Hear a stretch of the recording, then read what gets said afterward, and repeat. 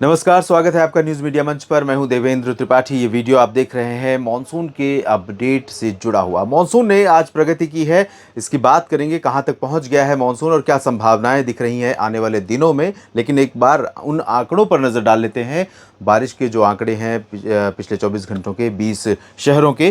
कूच बिहार में कल शाम 5:30 बजे से आज शाम 5:30 बजे के बीच 24 घंटों की अवधि में 241 मिलीमीटर की मूसलाधार वर्षा रिकॉर्ड की गई है। पश्चिम बंगाल का ये लोकेशन स्टेशन और जलपाईगुड़ी में 216 मिलीमीटर की बारिश हुई है और धुबरी असम में 200 मिलीमीटर, पासीघाट में 15, उत्तरी लखीमपुर में 121 मिलीमीटर, झांसी में 95, भुवनेश्वर में 93, शिलोंग में 58 और देहरादून में 57 मिलीमीटर की बारिश हुई। देहरादून में संभावना थी और अच्छी बारिश हुई। देहरादून के ऊपर थोड़ा संभावना ज़्यादा थी, लेकिन निचले इलाकों में भी थोड़ी वर्षा हुई है। मैंने अनुमान लगाया था। वेल्लोर में भी 48 मिलीमीटर की वर्षा हुई है। भोपाल में 45 मिलीमीटर, गुना में 44, शिमला में 43, गंगटोक में 42, गुवाहाटी में 42, चेन्नई में 41 मिलीमीटर, गोपालपुर में 36, पेट जोरहाट असम में 36 और मैंगलोर में 35 और पुदुचेरी में 34 मिलीमीटर की वर्षा रिकॉर्ड की गई है। ये है बारिश पिछले 24 घंटों की, 21 जून की शाम 5:30 बजे से 22 जून आज शाम 5:30 बजे के बीच में। और ये रहा मॉनसून का प्रोग्रेस, मॉनसून की प्रोग्रेस रिपोर्ट।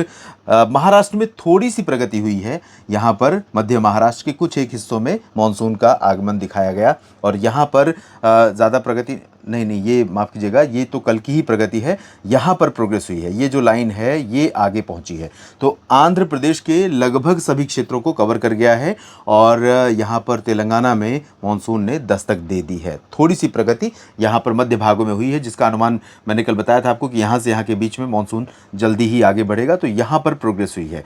यहाँ पर ये आप देख सकते हैं, ये लाइन कल यहाँ पर थी और आज यहाँ पर पहुँची है। यानी आंध्र प्रदेश का उत्तरी तटीय हिस्सा कवर हो गया है और ओडिशा के दक्षिणी हिस्सों में एक दो जगहों पर मानसून का आगमन हो गया है। तेलंगाना में कुछ एक जगहों पर मानसून ने दस्तक दे दी है और इधर भी प्रगति हुई है पश्चिम बंगाल में, झारखंड और ओडिशा में।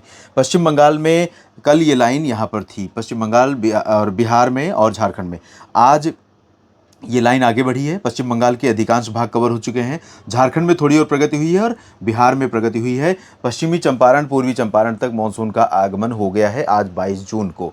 और इस तरह से अनुमान यह है कि जब ये सिस्टम यहाँ पर बनेगा दोस्तों, ये सिस्टम बनने के बाद, लो प्रेशर बनने के बाद का परिदृश्य है और ये है 25 जून की संभावनाएं। 25 जून को मॉनसून थोड़ा और आगे बढ़ेगा, बिहार में भी और उत्तर प्रदेश के पूर्वी तराई क्षेत्रों में भी कुछ स्थानों पर आगे बढ़ेगा। क्योंकि जब ये सिस्टम बन रहा है तो इसके प्रभाव से हवाओं का रुख आप देख रहे हैं कि किस तरह से बंगाल की खाड़ी से हवाएं यहाँ पर मॉनसून को आगे ले जाने में अहम रोल प्ले कर रही हैं, करती हुई नजर आ रही हैं। उसके बाद इसी दौरान जब ये लो प्रेशर बन जाएगा और लगातार नमी बंगाल की खाड़ी से आगे ले जाना शुरू करेगा, उस दौरान देश के पूर्वी भागों में थोड़ा सा बारिश की गतिविधियां कम हो जाएंगी, लेकिन मध्य और उत्तरी हिस्सों में बारिश शुरू हो जाएगी। उत्तर प्रदेश में ये 25-26 जून का प्रोजेक्शन है, जब उत्तर प्रदेश यहाँ पर ओडिशा, छत्तीसगढ़ से लेकर मध्य प्रदेश और उत्तर प्रदेश में, साथ ही साथ उत्तराखंड, हिमाचल और हरियाणा, पंजाब, इन भागों में भी बारिश का नया दौर शुरू हो जाएगा। तो ये कहीं ना कहीं बहुत अच्छा संकेत है, बहुत अच्छा सिग्नल है, बहुत अच्छी तस्वीरें हैं। और अगर यही तस्वीर 25 जून से लेकर 30 जून तक कंटिन्यू रहती है तो देश के तमाम इलाकों में मानसून का कवरेज बहुत जल्दी होगा और बारिश भी होगी। लेकिन यहाँ पर बारिश में कमी क्यों हो रही है, यहाँ पर बारिश में कमी क्यों हो रही है? आने वाले दिनों में क्या इसी तरह से छिटपुट जगहों पर, जहां पर मानसून आगे बढ़ रहा होगा वहीं पर बारिश होगी, बाकी जगहों पर नहीं होगी? इसके बारे में मैं नज़र रखूंगा। समुद्र की परिस्थितियों, एटमॉस्फेयर की परिस्थितियों को नज़र में रखूंगा, एनालाइज करूंगा कि क्या कंडीशन इस समय है, वजह क्या है यहाँ पर बारिश में कमी होने का या यहाँ पर कमी होने का।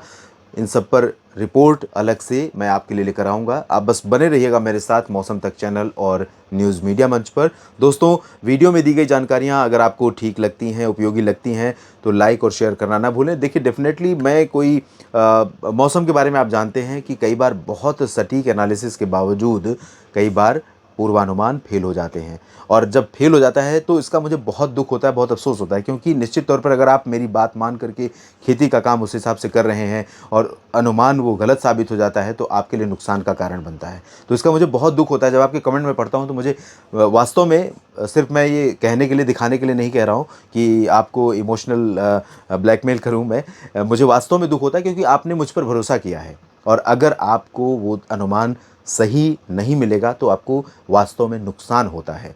तो इसका ज़ाहिर है मुझे दुख होता है। तो मैं कोशिश, लेकिन इसके बावजूद मैं यही आपसे कहूँगा कि एक लिमिटेशन है, एक सीमा है इस अनुमान लगाने की। कई बार सारी चीज़ें पढ़ लीजिए आप, सारी चीज़ें एनालिसिस कर लीजिए, लेकिन कई बार कुछ चीज़ें छूट जाती हैं, पूर्वानुमान गलत हो जाते हैं। तो उसके लिए मैं हमेशा आपसे माफ़ी भी माँगता हूँ, क्षमा माँगता हूँ। लेकिन आने वाले समय में एनालाइज़ करता रहूँगा, बताता रहूँगा आपको, अपडेट करता रहूँगा ताकि खेती के काम में आपको आसानी हो। धन्यवाद।